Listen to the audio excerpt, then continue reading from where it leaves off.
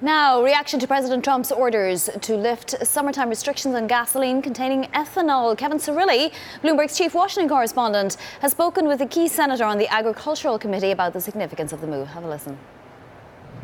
This is a big win for not only biofuels, but also America's farmers, those that are growing corn, those that are producing ethanol. Iowa is the #1 producer of corn and ethanol, and so it's good for our economy and provides additional choice at the pump. It was interesting to see that President Trump in remarks yesterday said he's concerned about the price of oil and he wants to see it go down, and if that means having to lift something like the ethanol ban, that he'd be willing to do it. Absolutely. And so, again, pushing for a stronger economy and regulation, making E15 available year-round. It lessens the regulatory burden on our retailers. So that is a really good thing as well. So, again, very excited about this move. I think the president, one, is upholding his campaign commitment, but, again, also making it easier on consumers. You fought hard for this, and this was a long battle, particularly with the various current now acting director of the EPA and then the previous EPA director. But you mentioned retailers specifically. How are retailer and supply chains going to benefit from this? Well, they have to switch over their pumps during those summer months when E15 was banned. Now they don't have to do that. They can offer that selection of E15 all year round. So, again, lessening that regulatory burden, lessening the cost on those retailers, and providing that choice for those consumers at the pump, we think it's a wonderful thing. And I do want to thank the president, of course, Secretary Perdue, and Acting Administrator Wheeler from the EPA for moving forward. When this actually went into effect, the idea was that it was going to reduce smog and that it was going to help with global warming. The UN's out with a report saying that urging folks to reduce to make changes in terms of the technicalities to reduce global warming. Do you have any concerns about that at all?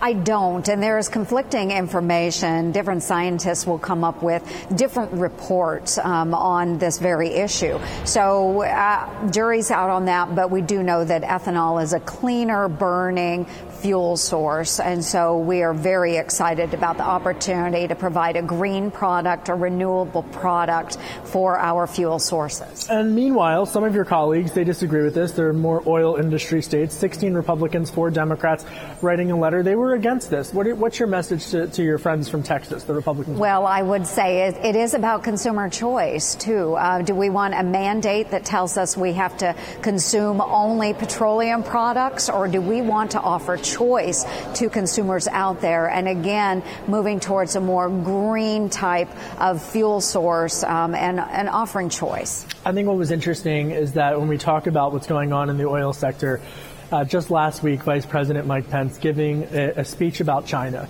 and alleging that the Chinese have really targeted conservative states in particular in the heartland, going after specific industries. I'm curious for your take on that, about how the Chinese specifically have targeted in regard to the trade tensions between the U.S. and China. Absolutely, and I think we've seen examples of that here just in recent months. And yes, the Chinese are targeting those specific states, whether it's Kentucky with Leader McConnell or other states. They're targeting those industries just as a pushback against our Congress. But we can work through this, and I think the president is going to work through those tariff issues. We're going to work through the trade issues with China, and hopefully come up with a really solid agreement that China will have to adhere to. And does this give your constituents, with regards to what happened with ethanol, a bit of a more confidence? I don't want to say confidence, it's the wrong word, but a bit more of a pause in terms of how the trade relationship is going with China?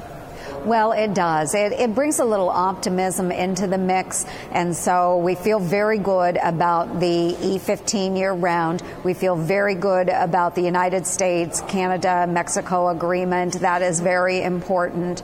And so we see a little bit of hope out there with China as well. We have that leverage now, and we can really make it through these difficult months. And the USMC, or NAFTA 2.0, gives the U.S. more leverage with China? It does. It does. And working in agreement with Japan as well, which the president is doing right now, I think it brings a lot of optimism and leverage. Final question. UN Ambassador Nikki Haley set to leave the administration at the end of the year. Your thoughts? She has been an amazing ambassador to the United Nations. She is a very, very strong leader, and I'm so thankful for her service and dedication to our country.